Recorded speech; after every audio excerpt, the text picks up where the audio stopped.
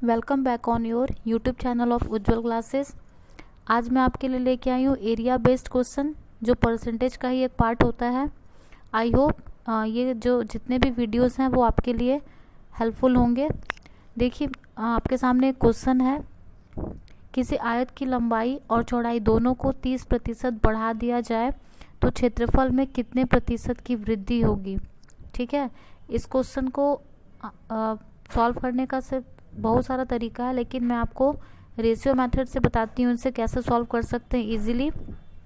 ठीक है, देखिए यहाँ पे 30% की जो फ्रैक्शनल वैल्यू है वो 3:10। ठीक है, 3/10 हो गया। अब ये हमारी हो गई लंबाई और हमारी जो चौड़ाई है वो भी सेम है।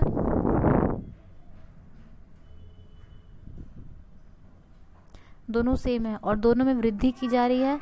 मतलब कि जो लंबाई थी वो पहले 10 थी और अभी उसमें 3 की वृद्धि हो गई, तो लंबाई 3 बढ़ने के बाद 13 हो जाएगी। चौड़ाई पहले 10 थी और 3 बढ़ने के बाद वो 13 हो जाएगी। तो यहाँ पे देखिए, सबसे पहले हम इनिशियल वैल्यू रखते हैं। इनिशियल में जो हमारी लेंथ है वो हो जाएगी 10। ठीक है, और यहाँ पे जो हमारी ब्रीथ है वो भी हो जाएगी 10। तो हम इसका एरिया निकाल लेते हैं। तो इसका एरिया आ जाएगा 100। और फाइनल मतलब कि बढ़ने के बाद तो 10 था, उसमें 3 की वृद्धि हो गई तो ये हो गया 13। और चौड़ाई भी हो जाएगा 10, इसमें 3 की वृद्धि हुई तो 13।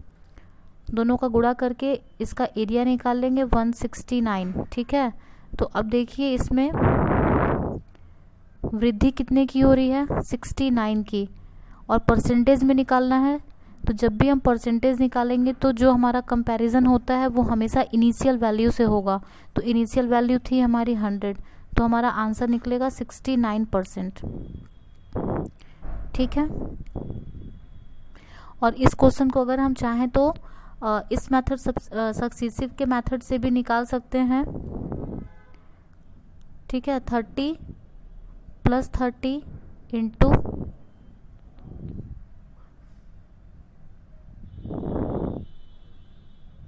ठीक है, इस वाले मेथड से भी हम इसको सॉल्व कर सकते हैं।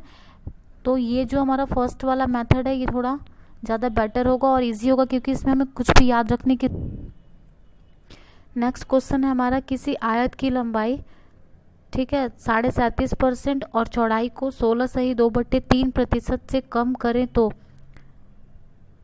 प्रतिशत का बदलाव कितना आएगा। इसमें देखिए यहाँ पे क्या है कि लंबाई को बढ़ाया जा रहा है इतने से और चौड़ाई को इतने से कम किया जा रहा है। ठीक है, तो इसको भी हम उसी मेथड से करेंगे। जैसे यहाँ पे देखिए 37.5% की जो हमारी फ्रैक्शनल वैल्यू है वो आ जाएगी 3/8। ठीक है, 37.5% की जब हम फ्रैक्शनल वैल्यू निकालेंगे तो 3/8, मतलब कि ये हमारी लंबाई थी और इसमें क्या हो रही है, वृद्धि हो रही है लंबाई में।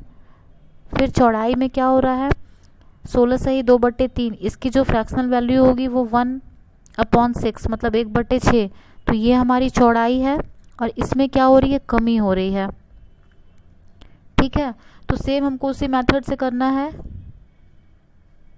सबसे पहले इसकी इनिशियल वैल्यू निकालेंगे, रखेंगे यहाँ पे लंबाई और चौड़ाई की। तो सबसे जो हमारी इनिशियल मतलब होता है प्रारंभिक, तो प्रारंभ में आयत की लंबाई कितनी थी, 8, और चौड़ाई कितनी थी, 6।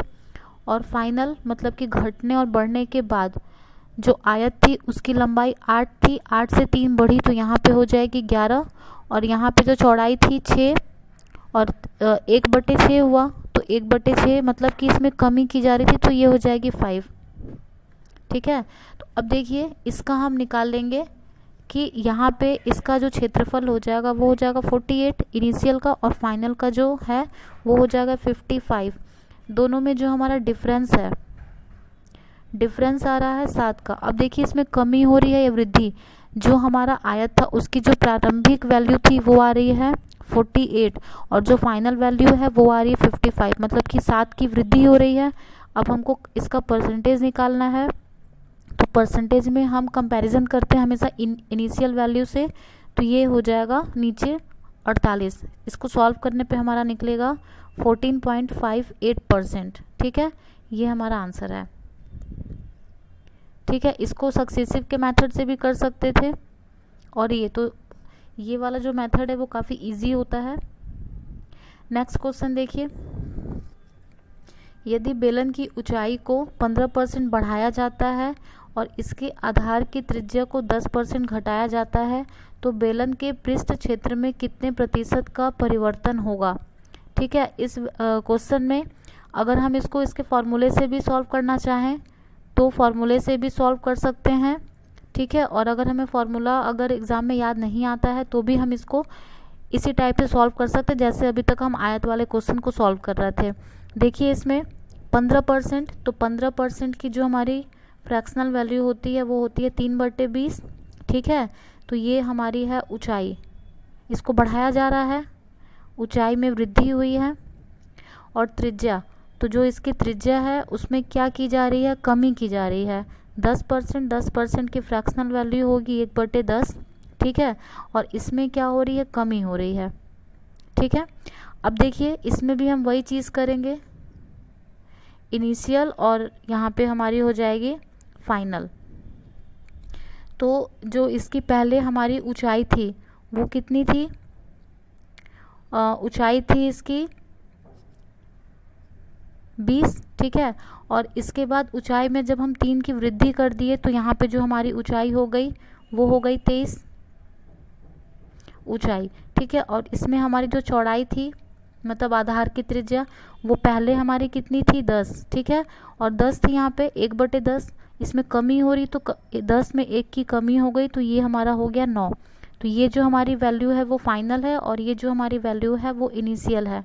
ठीक है, तो अगर हम इसको चाहें तो इस फॉर्मूले पे भी रख के सॉल्व कर सकते हैं। ठीक है, और अगर हम फॉर्मूले के बिना भी सॉल्व करना चाहें तो भी हमारे आंसर पे कोई इफेक्ट नहीं आएगा। तो इसका जब हम निकालेंगे एरिया मतलब पृष्ठ क्षेत्रफल तो ये हमारा आ जाएगा 200, और जब इसका निकालेंगे तो इसका हमारा आएगा 207। ठीक है, अब देखिए इसमें डिफरेंस कितने का आया, 7 का, और कंपैरिजन किससे करना होता है, हमेशा इनिशियल वैल्यू से कंपैरिजन करना होता है।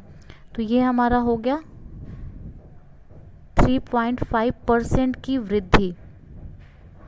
ठीक है, ध्यान रखिएगा कमी और वृद्धि में कंफ्यूजन होता है क्योंकि ऑप्शन भी सिमिलर रहता है। ऑप्शन में रहेगा 3.5% वृद्धि और 3.5% कमी, तो हमको देखना है कि कमी हो रही है कि वृद्धि।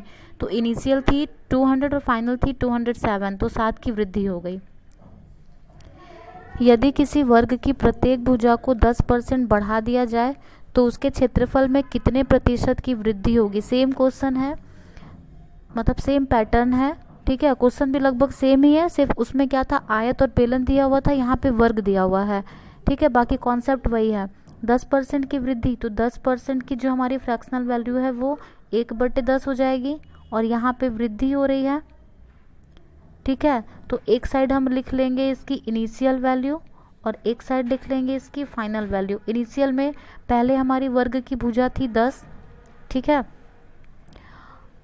वर्ग की दोनों भुजाएं 10-10 थी और उसमें क्या हो रहा है कि 1 की वृद्धि हो रही है तो कितनी होगी 11-11। ठीक है, तो अब इसका जब हम क्षेत्रफल निकालेंगे इनिशियल का तो ये हमारा आएगा 100 और इसका क्षेत्रफल निकालेंगे तो ये आ जाएगा 121। वृद्धि हुआ 21 का। अब कंपैरिजन करना है हमेशा इनिशियल से।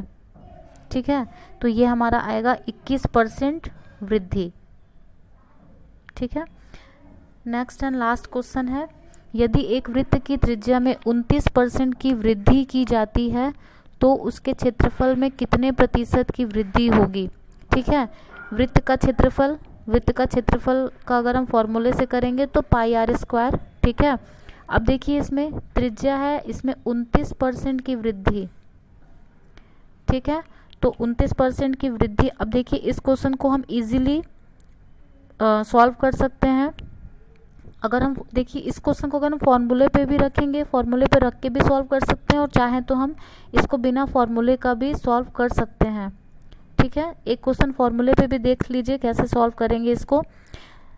अब देखिए इसमें जो हमारी एक साइड हो गई इनिशियल और दूसरे साइड हमारी हो जाएगी फाइनल। ठीक है, तो r², तो मतलब कि यहाँ पे हमारा 100 था।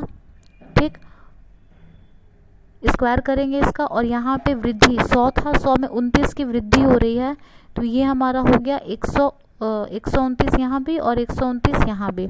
ठीक है, अब इसका अगर हम फॉर्मूले का यूज़ करेंगे तो भी कोई ज़्यादा डिफरेंस आएगा नहीं, इसमें सेम है।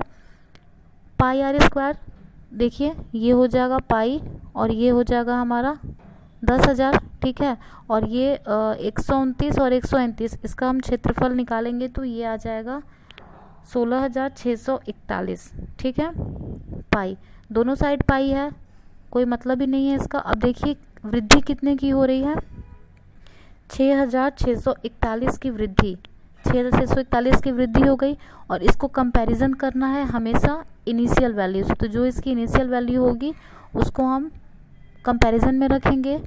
ठीक है, तो हमारा आंसर आ गया 66.41। ठीक है, 66.41% की वृद्धि। ठीक है, तो जब इस टाइप के क्वेश्चंस आते हैं तो हमें ये देख के मतलब ज़्यादा डरने की ज़रूरत नहीं कि हमें इसका क्षेत्रफल का या किसी भी चीज़ का फॉर्मूला नहीं पता। अगर फॉर्मूला नहीं भी पता है तो भी हम इस कॉन्सेप्ट से क्वेश्चन को इजीली सॉल्व कर सकते हैं, क्योंकि इसमें हमें किसी भी क्षेत्रफल और ये सब निकालने के लिए फॉर्मूला याद हो ये कोई ज़रूरी नहीं है। ठीक है, आई होप ये क्वेश्चंस आपके लिए हेल्पफुल होंगे, और अगर आपको ये वीडियो बेनिफिशियल लगा हो तो इसे प्लीज़ लाइक करें और सब्सक्राइब करें।